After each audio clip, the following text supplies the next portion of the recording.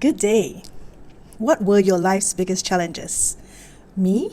I have had so many life challenges. Literally, I've had like one major trauma, one major life challenge every few years, followed by many, many little life challenges in between.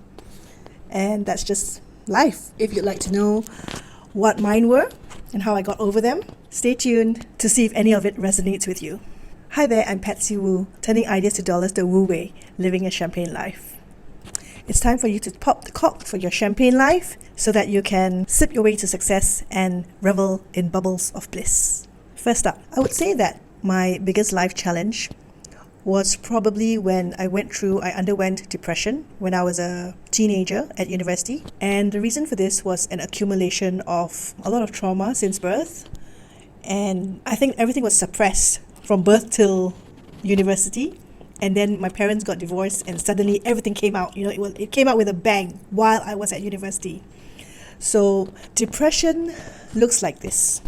I was sleeping for 17-hour days and feeling really purposeless and lost, not really knowing what to do with myself, not really even knowing why I was feeling the way I did. I just felt purposeless, maybe it was because of my parents' divorce.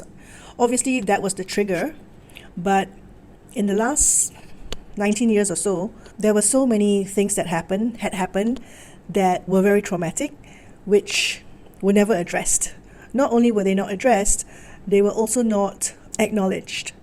So all these suppressed feelings, suddenly a can of worms opened. So I guess what happened was I was abandoned at birth, and then I was adopted, and my parents were never really around to take care of us, to nurture us. They were always out of the house, so we were really raised by maids without any guidance.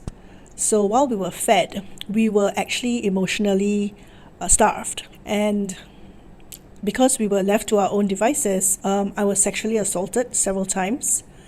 And for the longest time, I felt angry at my parents for allowing this to happen because it was their responsibility to take care of me, right? And also, I didn't feel any love from anyone because they just weren't around. So you tend to grow very desperate for love because you're not getting it as a child. So I became a people pleaser. And when my parents finally got a divorce, I fell into a depression. And it was so bad that I was drawing with blood. Yeah, I mean, psycho, right? But that was what I was doing. And I booked myself to see a psychiatrist to ask him what was wrong with me. And he said that there was nothing wrong with me at all. Chemically, there's nothing wrong. He just said I've been through a lot of trauma. And he said that my life was more dramatic than the TV series Dynasty. So then he sent me to a counselor and said that all I needed to do was to get some counseling. And so I did that, and then I was fine after that. What the counselor taught me was to really love myself, learn to love myself. And that has been a journey of decades, because it's not so easy to love yourself, if you've not been loved since birth. I mean, I'm very sure that my late mother really loved me. She just wasn't present at that time because she was too busy making money. Also, when I was going through the depression, I started having health symptoms. I was suffering from fibromyalgia, and I was diagnosed with a hemiplegic migraine, and it was horrendous because I would be in so much pain, causing me to skip work. I just couldn't get out of bed. Depression and sleeping for 17 hours is one thing, but when I was no longer depressed, I actually had these diseases because of the disease of the mind that caused me to be in so much pain that I couldn't move. I couldn't get out of bed. And so I would always have to call, and I was working in England at the time, I would have to call in sick because I just couldn't move. Not fun. And guess what happened? Everything vanished when I was happy. So you see how powerful the mind is? The real clincher to this is that you should love yourself and not seek any external validation. Everything you decide on and do in this world is up to you and only you. You do not need to look outside of you at all. You don't need anyone else's approval. You just need to do what you want to do. So tying into depression, another challenge that I thought that I had was that I was severely starved of love because I was abandoned by my biological father at birth. And while my mother remarried, both my parents were not available. and then she had a divorce, and then she got married to another stepfather, and so technically I have three fathers, but none of them really showed me true love, real love, or gave me any attention. Yeah, so the dream of being a daddy's girl was killed at a very young age, and I guess I'll never know what it feels like to be a daddy's girl.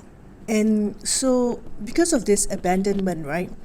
And I didn't even know that such a thing existed, the word abandonment.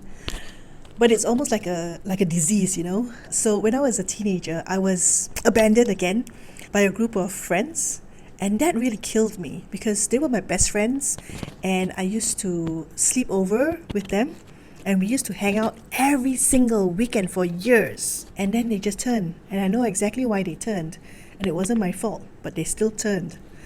So that was the start of a pattern, a continuous pattern of people pleasing, wanting love from friends, and then not having them reciprocate. And it's not that I wasn't a nice person. Somehow, the energy from my fear attracted those kind of people into my life, and then that happened over and over and over again. I've joined single mom playgroups. I've created mom support groups. I have been in business with groups. I've grown communities, and still, because of my abandonment issues, I keep playing the same pattern, keep attracting the same melody into my life. Until very recently, where I learned what true self-love was, and that is when I finally played a different tune. So in my mind, I believe that people always leave me, no matter what, no matter how good they are, they will always leave me. And because of that thought, they did, you know? So don't think bad things, because you will attract them to happen in your life. The other belief that I had was that I was mentally ill, but it wasn't true at all. It was just trauma, severe trauma. And yeah, the doctors have said that I've just suffered so much trauma that it's amazing that I'm alive today. So yay, right?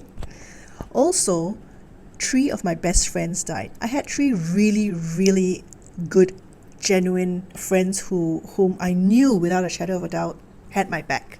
And these friends are so hard to find. Like I told you, you know, everyone around me was just so flaky and fake. But these 3, I could feel that they really, really had my back because they were always there for years, year after year. But they all died. So why is everyone leaving me? So I guess today I have a very different belief that people don't leave me anymore. And, well, not that people don't leave me. People come and go, and it's okay. People come and go, and it's okay. You heard the saying, people come from a reason, a season, or forever. Don't have any expectations. Just be. They come, they leave, it's okay. As long as you have yourself, you'll be fine. One more challenge that I'll share with you, because I don't want to make this too long, I mean, we could go on for hours, is that I was trying to help people who didn't want to help themselves. That is a great big challenge, something that's so hard to accomplish. I mean, I really spent 48 years of my life being generous to a fault, and that only got people to bitch about me. And I wanted so badly for people to see bigger, to want more for themselves, but it wasn't my place. I sacrificed so much of my time and my family's time for others just to help them, and nothing worked out. I mean, I just wanted friends. I just wanted people to love me. I never got it back. I made so much time for people for free, and I really gave them everything that I had. I really literally sacrificed my family time for others, but people didn't appreciate it at all. And I guess the most painful thing for me was that when I was sick, nobody called to ask how I was. Nobody cared. Nobody cares. And maybe people cared, but didn't dare give me a call to ask how I was. I don't know. But, I mean, what does that tell me? Whatever it is, I just felt really, really alone. Because my husband was working full-time then when I was sick. And so I had to make all these hospital trips of 10 years by myself, and it was a lonely journey, and I just couldn't help feeling sad because I had given so much and invested so much of myself and my money and my time into all these people, and not one person made me feel loved. But it is what it is. now that I do love myself, I have decided what kind of people I allow to enter my life, and my boundaries are very, very clear. So all's good. Losing anyone is like breaking up with a toxic boyfriend, you know? It is traumatizing and it hurts, and the scars are there. It will be painful for quite a while. I mean, you can suppress it and just go on as though nothing has happened, but eventually it's going to come up again. So best to deal with it and really, really get to the root of the problem, and that is really to know yourself really well and love yourself so much more than everyone and anyone else. So if you have felt similar challenges like I have, this is just like a little dot of my challenges. But yeah, if you'd like to chat about your challenges, please get in touch. I'll be more than happy because I have a lot of time to help you with yours, because possibly I am ahead of mine, having overcome them, and would possibly be able to help you with yours. You can find me in the show notes for my details. And I would like to make a request for you to subscribe, because I'm really trying to hit 1,000 subscribers. All right, lovelies, just a quiet one for today. Cheers to your abundance. My next video is probably about more challenges and how I overcame them as well. I think I just need to let it out. Maybe not so much detail, but yeah. Well, I want you to know that no matter how big your challenge in life is, you can always toast to your transformation to sparkle in every moment. It's true. I'll leave you with that.